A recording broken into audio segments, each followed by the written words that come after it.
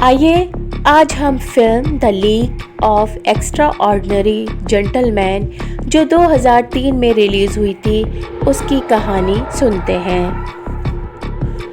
Film کا آغاز جرمنی کے شہر برلن میں ہوتا ہے، جہاں ایک بڑی اور طاقتور جنگی مشین ٹینک فوجی چھاؤنی پر حملہ کرتی ہے۔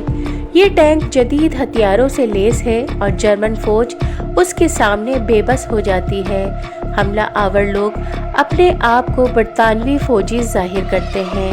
اس حملے کی وجہ سے جرمنی اور برطانیہ کے درمیان بد اعتمادی اور دشمنی بڑھ جاتی ہے۔ اس کے فوراً بعد لندن میں بھی ایک ایسا ہی حملہ ہوتا ہے، مگر اس بار حملہ آور خود کو جرمن ظاہر کرتے ہیں۔ یوں دنیا کی دو بڑی طاقتوں کے درمیان جنگ بھڑکانے کی کوشش کی جاتی ہے۔ یہ سب کچھ ایک پراسرار مجرم دی فینٹم کی سازش ہے، جو دنیا کو جنگ کی آگ میں جھونکنا چاہتا ہے تاکہ وہ اس افراتفری سے فائدہ اٹھا سکے۔ برطانیہ کو یہ احساس ہوتا ہے کہ اگر جلدی کچھ نہ کیا گیا تو یورپ تیسری بڑی جنگ میں دھکیل دیا جائے گا۔ اسی لیے برطانیہ کی خفیہ تنظیم ایک خاص شخصیت کو بھیجتی ہے جسے صرف میم کے نام سے جانا جاتا ہے۔ وہ ایک طاقتور اور رازدار لیڈر ہے جو خفیہ ایجنسی چلاتا ہے۔ میم ایک غیر معمولی منصوبہ بناتا ہے۔ وہ ایسی شخصیت کو اکٹھا کرے گا جن کے پاس عام انسانوں سے بڑھ کر صلاحیتیں اور طاقتیں ہوں تاکہ وہ مل کر دی فینٹم کو روکے۔ پہلے کردار کے طور پر میم ایلن کوارٹرمین سے ملتا ہے۔ ایلن ایک مشہور شکاری اور مہم جو ہے جو افریقہ میں رہتا ہے۔ وہ اپنی جوانی میں برطانیہ کے لیے کئی کارنامے انجام دے چکا ہے، مگر اب بڑھاپے میں تنہا زندگی گزار رہا ہے۔ میم اس کے پاس آتا ہے اور اسے بتاتا ہے کہ دنیا کو ایک بڑے خطرے کا سامنا ہے۔ شروع میں ایلن اس مشن میں شامل ہونے سے انکار کرتا ہے کیونکہ وہ جنگ و جدال سے تنگ آ چکا ہے اور اپنے بیٹے کی موت کے بعد ٹوٹ چکا ہے۔ لیکن جب دی فینٹم کے لوگ افریقہ میں اس پر حملہ کرتے ہیں تو ایلن اپنی مہارت سے ان سب کو ہرا دیتا ہے۔ یہیں سے اسے احساس ہوتا ہے کہ وہ دنیا کی حفاظت کے لیے اب بھی کچھ کر سکتا ہے۔ یوں وہ برطانیہ جانے پر راضی ہو جاتا ہے۔ جب ایلن لندن پہنچتا ہے تو اسے باقی ٹیم کے ارکان سے متعارف کرایا جاتا ہے۔ یہ لوگ عام انسان نہیں بلکہ غیر معمولی صلاحیتوں کے مالک ہیں۔ کپتان نیمو ایک مشہور سمندری جہاز نوٹیلس کا مالک اور کمال کا انجینئر ہے۔ وہ ایک ماہر جنگجو بھی ہے اور سمندر کی گہرائیوں میں چلنے والے ہتھیار اور مشینیں بنا سکتا ہے۔ مینا ہارکر ایک ذہین مگر پراسرار عورت جو ویمپائر کی طاقت رکھتی ہے۔ وہ دن میں عام عورت کی طرح نظر آتی ہے لیکن رات میں خون چوسنے اور شکل بدلنے کی صلاحیت رکھتی ہے۔ راڈنی اسکنر ایک چور جس نے ایک ایسا فارمولا چرا لیا تھا جس سے وہ ہمیشہ کے لیے ایک غیر مرئی انویزیبل مین بن گیا۔ اب وہ اپنی صلاحیت سے خفیہ کام انجام دیتا ہے۔ ڈورین گرے ایک ایسا آدمی جس پر بڑھاپا یا موت کا اثر نہیں ہوتا کیونکہ اس کی اصل روح اور ایک جادوئی پینٹنگ میں قید ہے۔ وہ ہمیشہ جوان رہتا ہے اور کبھی زخمی نہیں ہوتا۔ ٹام سوئر ایک جوان امریکی ایجنٹ جو تیز فائرنگ اور جدت پسند ہتھیاروں کا ماہر ہے۔ ان سب کو میم یہ مشن دیتا ہے کہ وہ مل کر دی فینٹم کو تلاش کریں اور اس کی جنگی سازش کو ختم کریں۔ جب تمام غیر معمولی کردار لندن میں اکٹھے ہو جاتے ہیں تو کپتان نیمو سب کو اپنے عظیم سمندری جہاز نوٹیلس پر لے جاتا ہے۔ یہ جہاز سمندر کی تہہ میں چلنے والی ایک شاہکار ایجاد ہے جو جدید ہتھیاروں، توپوں اور مشینوں سے لیس ہے۔ ٹیم کو یہی جہاز لے کر دشمن کی تلاش میں جانا ہوتا ہے۔ راستے میں نوٹیلس پر اچانک حملہ ہوتا ہے۔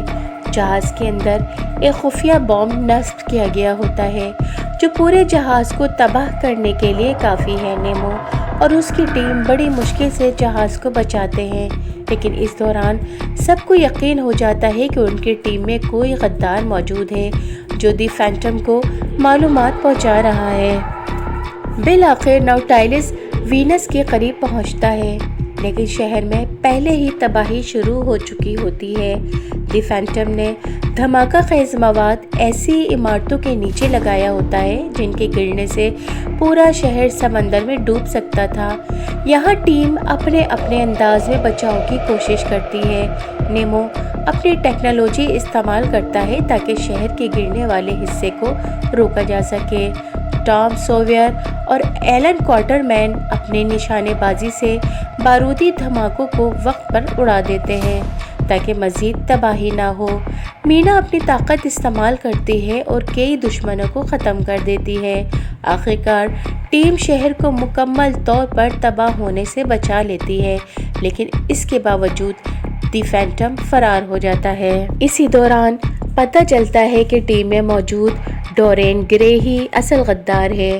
وہ خفیہ طور پر دی فینٹم کے ساتھ ملا ہوا ہوتا ہے اور اس نے ٹیم کی ساری معلومات دشمن تک پہنچائی ہوتی ہے۔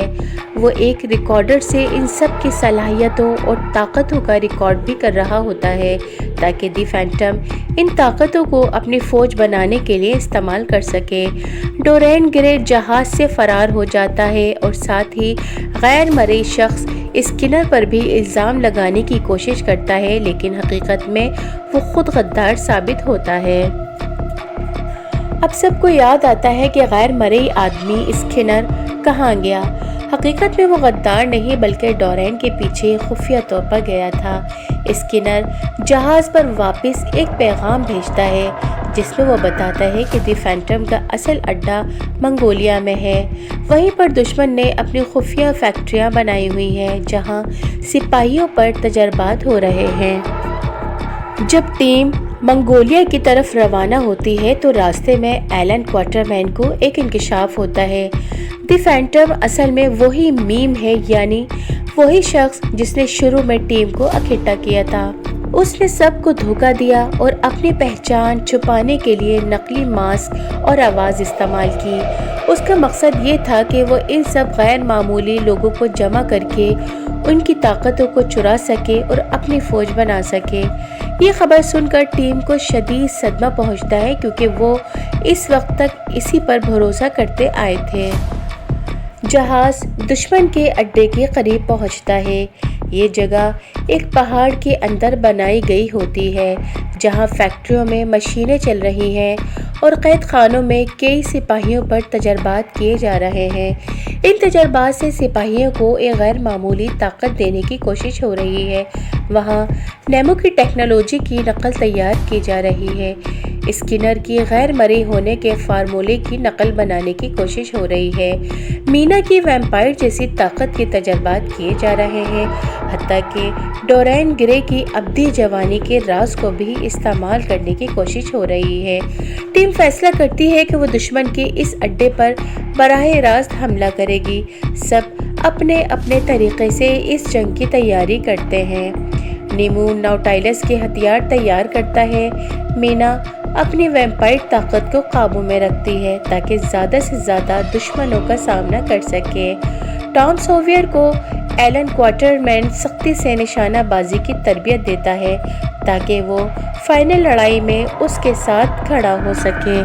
ڈاکٹر جیکل اپنے دوا پیتے ہیں اور مسٹر ہائیڈ میں بدل جاتے ہیں۔ ان کا دیو ہیکل وجود دشمن کے سپاہیوں کو رون ڈالتا ہے اور قلعے کے بڑے بڑے دروازے توڑ دیتا ہے۔ دوسری طرف ڈورین گرے نیمو کے ایک کمرے میں آ جاتا ہے جہاں اس کے خلاف ایک جال بچھایا گیا ہوتا ہے۔ مینا اس سے براہ راست مقابلہ کرتی ہے۔ چونکہ ڈورین گرے مر نہیں سکتا اس لیے مینا کو ایک خاص طریقے کا سہارا لینا پڑتا ہے۔ وہ اس کی وہی جادوئی پینٹنگ سامنے لے آتی ہے جو اس کی روح کو قید کیے ہوئے ہے۔ جیسے ہی ڈورین اپنی تصویر کو دیکھتا ہے وہ بڑھاپے اور موت کا شکار ہو کر ٹکڑے ٹکڑے ہو جاتا ہے۔ آخر میں سب سے اہم مقابلہ ایلن کوارٹرمین اور موریارٹی کے درمیان ہوتا ہے۔ किले के सबसे ऊंचे हिस्से में दोनों का सामना होता है। मोरियार्टी यानी कि दी फैंटम न सिर्फ जहानत बल्कि चालाकी में भी कमाल रखता है।